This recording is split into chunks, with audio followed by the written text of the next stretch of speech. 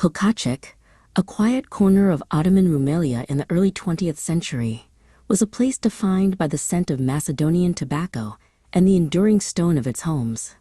Yet, this stability was a fragile historical pause. Elder Hikmet, his experience a library of past sultans and skirmishes, knew the complex reality of political fault lines lay just beneath the surface of the village's idyllic life. The First Balkan War, erupting in 1912, struck with the force of an earthquake. It was not a distant conflict. It was an immediate, brutal redrawing of borders that swallowed communities whole.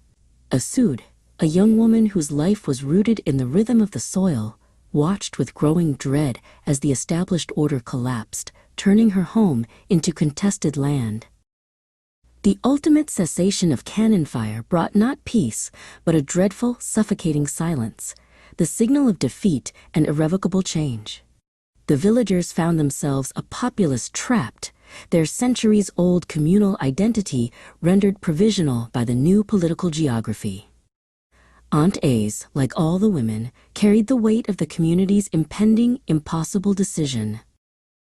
The choice was simple only in its cruelty: remain under a new hostile administration or embrace the difficult path of the muhajir, the migrant, and seek sanctuary in the remaining Turkish heartland of Anatolia. For many, the land itself had become an unbearable memory. Hikmet, bearing the burden of a leader, made the final, agonizing preparations for the GOC, the mass displacement.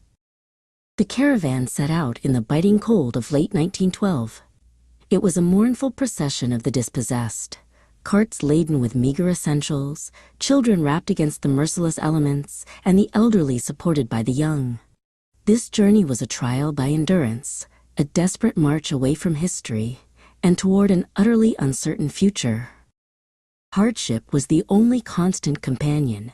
Illness and hunger stalked the line, and every passing day stripped away not just possessions, but the very fabric of their health and hope.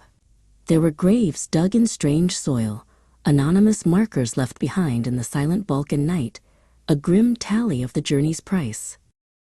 The passage across the final border, the frontier into the collapsing Ottoman lands, was a physical and psychological breaking point. They had left not just a village, but an identity. They were no longer the people of Kocacık, they were muhajir, their existence redefined by movement, loss, and the relentless, exhausting hope for safety and reintegration. Arrival in Anatolia marked only the transition to a new form of struggle. The task was to build a life from zero, to find shelter, claim land, and endure the suspicion of established locals who often saw the destitute newcomers as an unwelcome strain on meager resources. The trauma of the displacement was replaced by the challenge of settlement. They brought with them the essential knowledge of the tobacco fields, carrying the seeds of their old life in their pockets. But the soil was different, the dialect was foreign, and the ghosts of Kocacık sat at every new hearth. The muhajir experience was a lifelong duality, living in the present while eternally rooted in the past that had rejected them. The descendants of the migrants would inherit this profound legacy, the soft, distinct lilt in their Turkish, the memory of the Balkan Wars, and the persistent ache for a home they never knew.